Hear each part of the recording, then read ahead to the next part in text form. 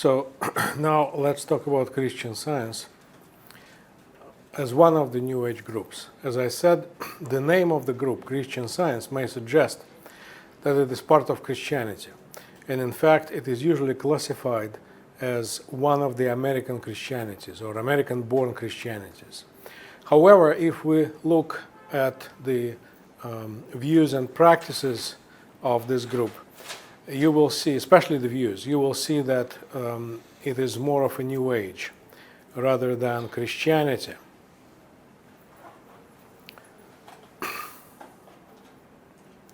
Christian Science was conceived by Mary Baker Eddy. So who was Mary Baker Eddy?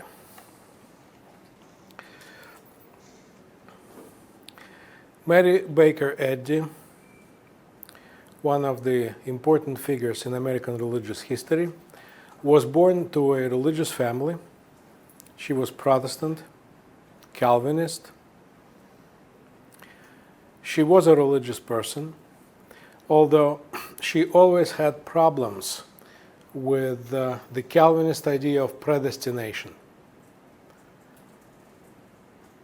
It was difficult for her to believe that some people were predestined for heaven, while others were predestined for hell. So this idea of predestination gave her a lot of trouble. Mary Baker Eddy. She was born and raised as a Calvinist in a Calvinist family. Calvinism is one of the mainstream Protestant groups. In fact, Calvinism is what the Calvinist movement is what made Protestantism an international movement. Calvinism is known under different names in different countries. In France, Calvinists were called Huguenots. In England, Calvinists were known as Puritans. So as you remember, it was Puritans who actually established the first colony in the United States. America started as a Puritan or Calvinist country. And Mary Baker Eddy was traditional Protestant believer, except for the fact that this idea of predestination, which is part of Calvinism, gave her a particular difficulty because she could not reconcile God's omnibenevolence with the idea that God may have predestined some people for hell. Now, from her very childhood, Mary was a very sick person. Now, let me read to you one quotation because I can never remember about this particular sickness.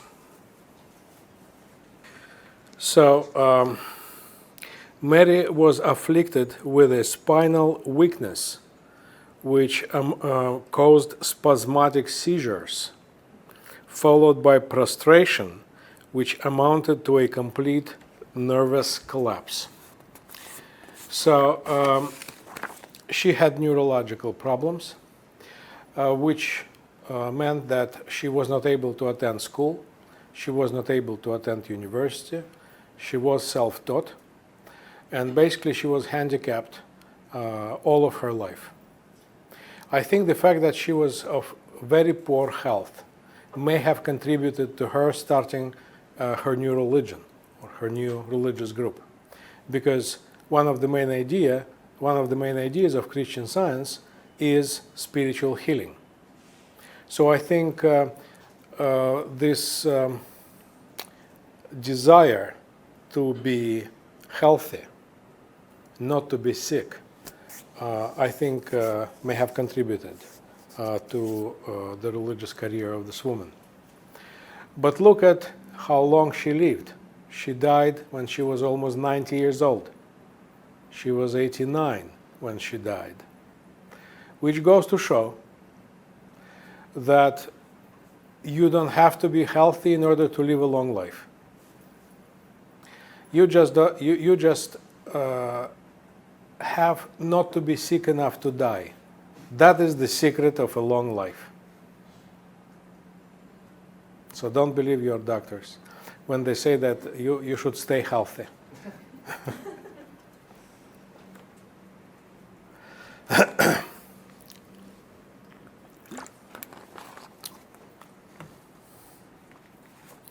Okay.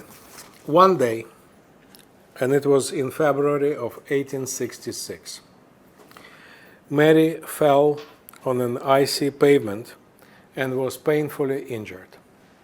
So that was the day that was crucial for the future birth of Christian Science.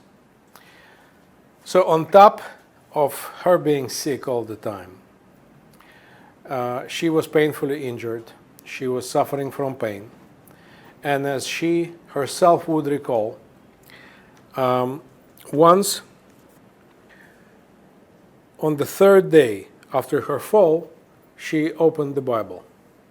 And the Bible opened on the Gospel of Matthew, chapter 9, verses 2-8. And this was that part of the Gospel that talked about the story of the paralytic, the healing of the paralytic. When Jesus would say to a person, go, take up thy bed and go, and this person who was not able to walk would start walking immediately.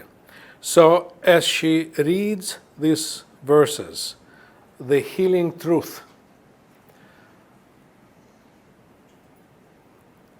descends upon her senses. And she, at least that's what she claims, she was immediately healed as a result of reading these verses. So this was a tremendous episode in her life. And at that day she realized that the Bible is not just the book of history. It is not just the book of myths. It is not just the book of religious piety. It is not just the book of moral law. That she realized that the Bible has a healing power. And she realized that personally. That was the day when Mary Baker Eddy decided to start her own religious group. So after that episode, she started writing her book, Science and Health with Key to the Scriptures. She publishes this book in 1875, the same year Theosophical Society was started by Blavatsky. And 4 years later, in 1879, this new religious group, the Church of Christ Scientist, was incorporated. So this year, 1879, marks the official beginning of Christian Science as a Christian denomination. What do we know about Christian Science in general? This is one of the modern Christian denominations. We do not know about its membership because Mary Baker Eddy forbade the formal counting of how many members are in the group. But based on the number of churches all over the world, we can say that this denomination is not as successful as, let's say, Seventh-day Adventism or Jehovah's Witnesses.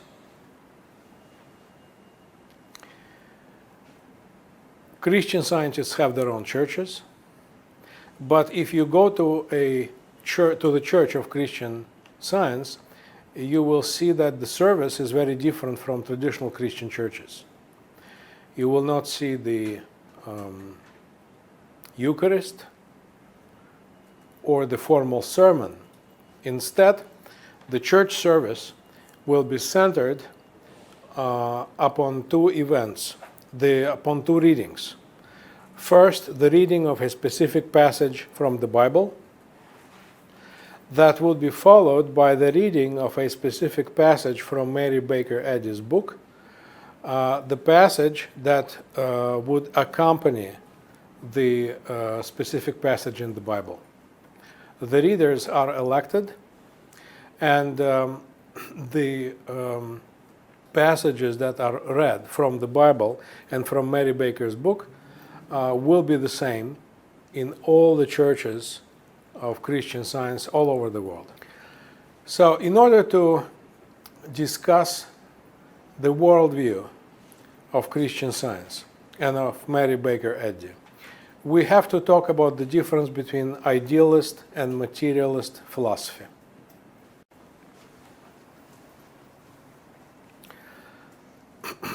All kinds of philosophical systems may be broadly divided into idealist systems and materialist systems. Now, materialist systems, or materialism,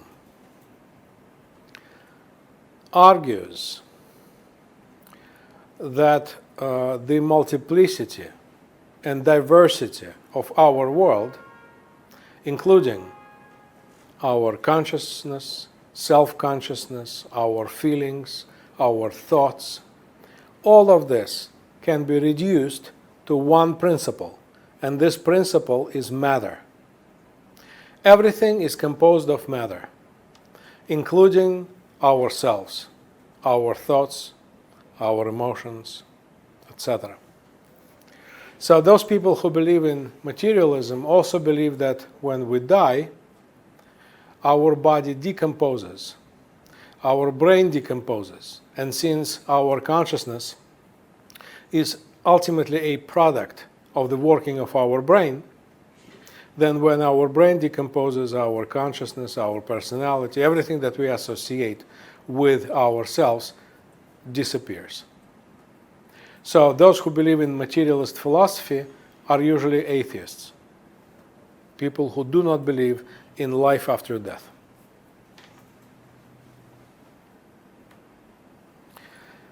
Now, to the contrary, idealism or idealist philosophy claims that the world we inhabit,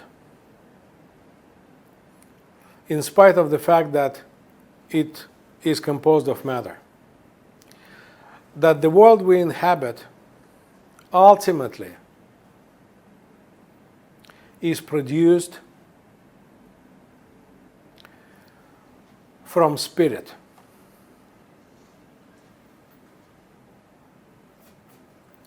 Those people, for example, or those philosophers, can say that the so-called objective world, the world of objects,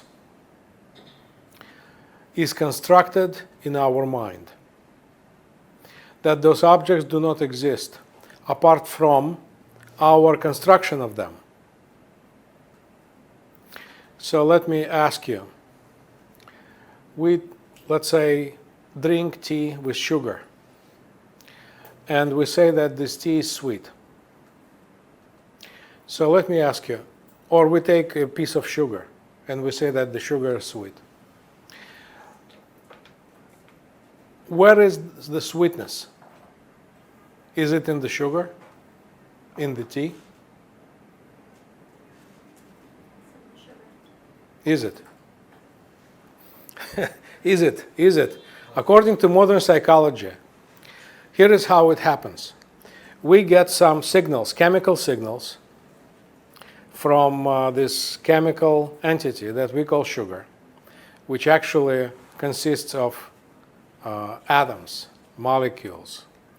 We get these chemical signals to receptors in our mouth. The receptors in our mouth transmit it to the receptors in our brain. And there is one receptor in our brain that is responsible for triggering the sense of sweetness. So when we eat sugar, we feel sweetness, not because sugar is sweet, but because our brain is so wired that we feel this sweetness that is associated with certain chemical signals that come from sugar. Now, are you with me? Now, if you apply this idea to the whole of our perception, you will see that the trees are not green, the grass is not green, the sky is not blue, the sun is not yellow, etc. Our brain is so wired as to produce the picture of the world that we have.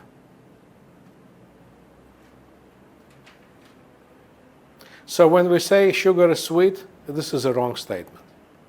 When we say that green is grass, it is a wrong statement. Beings whose brain are wired differently may see an orange grass and may feel a bitter sugar, etc. Have you thought of that? I used to think people with different colored eyes saw different colors than I do. Yeah, when I was a kid, I thought that. Well, there are people who do not differentiate the colors. They are colorblind. Everything is black and white for them. So we see colors because of the way our eyes are made. But the point is that what we call the objective world is actually the world that is created by our brain. And our scientific discoveries are discoveries that are made by our brain. So the whole of our world is actually a result of our brain activity. So idealist philosophies would say that there is no such thing as matter. The idea of matter exists only in our mind. But the actual world is very different. It is spiritual, ultimately spiritual.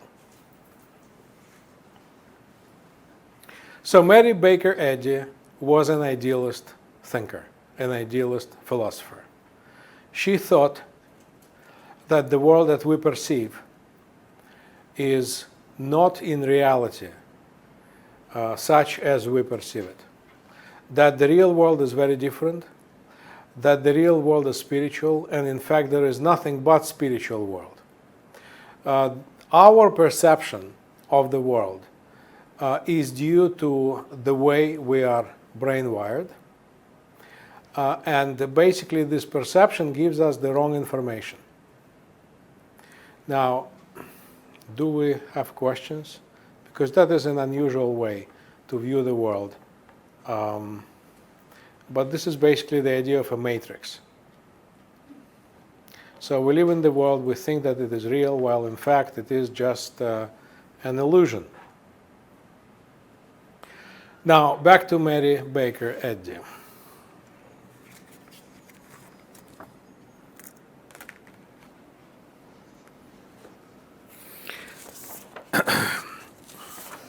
So when I say that Mary Baker Eddy was an idealist philosopher or thinker, let me be more precise. The main focus of Christian Science is in the so-called basic denials.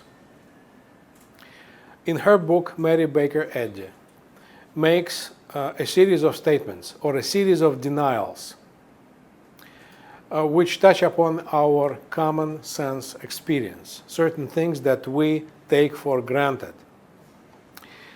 Now, according to Mary Baker Eddy, first of all, number one, matter, as I said, has no real existence. Matter does not exist. It does exist only in our perception of the world. It may exist in science. But in the real world, ultimately, it does not exist. Mary believes this? Yes. Number two. So matter is unreal, number one. Number two. What we call evil in all of its manifestations is unreal. Why? And here we see that Mary Baker Eddy's philosophy is typically New Age philosophy. According to Mary Baker Eddy, only God has ultimate existence. God and the spiritual world. God is everywhere. God is all in all. Let me give you a quotation. There is no life, truth, intelligence, nor substance in matter. All is infinite mind and its infinite manifestations. Evil is nothing, unreal, an illusion, and a false belief. So, as I said, the idea that evil can have no real place in the world comes from Mary Baker Eddy's belief that God is everything and all in all.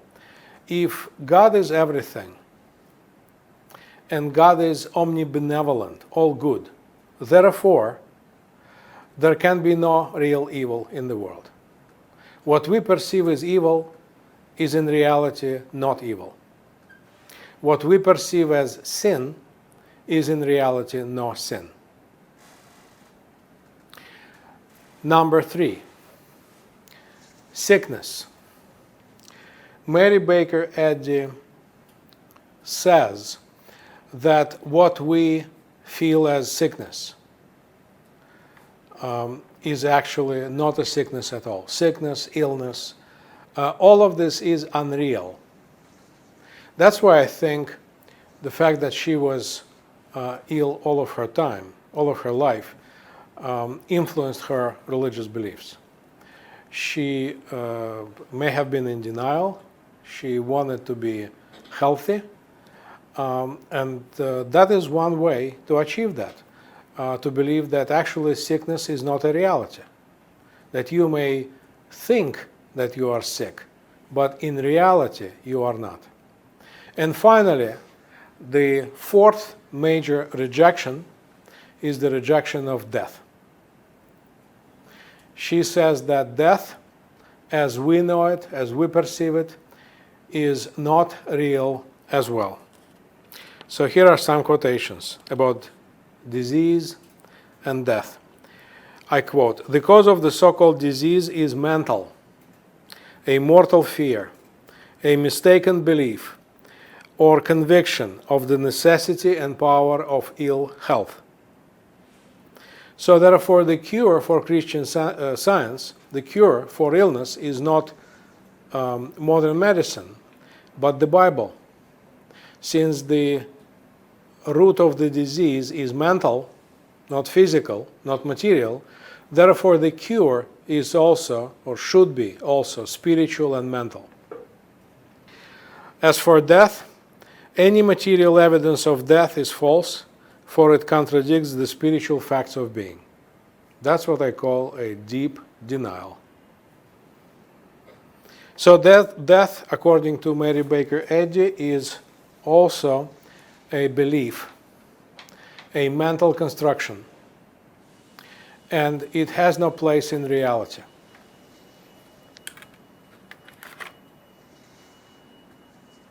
So now we can reconstruct the thought of Mary Baker Eddy in its entirety.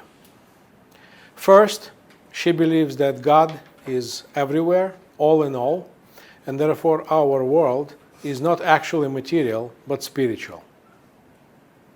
The fact that we perceive matter, the fact that we perceive evil, the fact that we perceive disease and death is not the result of the world as it is in reality. It is the result of our mental perception. And therefore, it is just an illusion. We all are spiritual in our essence, but we perceive ourselves to be material. Therefore, the road to salvation lies not to some specific rituals or even the church hierarchy, traditional church hierarchy. The road to salvation lies to the awakening within yourself to the falsehood of your beliefs. Typical New Age. We have a spark within. We are in state of amnesia. We forgot about the spark within. We have to awaken inside ourselves to the spark within. In the case of Mary Baker Eddy, we have to awaken to the fact that our beliefs were wrong, were false. We have to pursue the right beliefs, and we do this by way of reading the Bible and reading passages from her book. Christian Science is one of those religions that have problems with modern medicine. As I said, Jehovah's Witnesses, Christian Science, and Scientology have problems with modern medicine. Jehovah's Witnesses because it rejects blood transfusion. Scientology because it rejects psychiatric drugs. And Christian Science because it rejects medicine in general. Because according to Christian Science, medicine gives us nothing. These are false beliefs that medicine can cure us, because in reality we are spiritual. So healing is also spiritual, should be spiritual in nature. Now to the last point. What is the teaching about the apocalypse in Christian Science? Here, as in other aspects of a Christian Science worldview, we see that it is very different from classical Christianity. Mary Baker Eddy takes the Bible not as the book of history, but as the book of spirituality and healing. She ignores all the historical part and anything that may suggest that our material world is real. She takes all those apocalyptic motives, the idea of the coming of the Messiah, the idea of heaven and hell, the idea of resurrection, the idea of the beast, and she reinterprets those motives and those themes according to her own philosophy. In other words, spiritually. According to Mary Baker Eddy, apocalypse is not a past event, is not a future event, it is not a historical event at all. The coming of the millennium has nothing to do with real history, because real history does not exist. The Bible is not a historical book. Now, the coming of the Messiah. And here Mary Baker Eddy distinguishes between Jesus and Christ. Jesus, for her, was a real person who lived 2,000 years ago or so in Palestine. Christ is the spiritual symbol of salvation. The idea of Christ is more important than a particular person whose name is Jesus, because the idea of Christ, the idea of salvation, is present to us at any moment. Spiritual resurrection is not a bodily resurrection. It is always resurrection in spirit. So resurrection is the inner awakening of ourself to the true reality of being. It is the awakening to the true nature of the world. It is the awakening to the true and authentic self of ours. Therefore, the beast, the dragon, or however we may call this evil, is not a historical event or a material entity. This evil is actually our forgetfulness and our obedience to the illusion of the world in which we live. Our resurrection and salvation is, as I said, a new understanding of the true nature of the world. New Jerusalem is this new spiritual understanding that everyone should go through. And finally, heaven and hell are just spiritual states of mind. Hell is when we are forgetful to what this world really is. And heaven is when we are awakened to the true nature of the world. So in other words, to sum up, Mary Baker Eddy takes all of these apocalyptic themes and spiritualizes them and reinterprets them symbolically and metaphorically rather than literally or historically.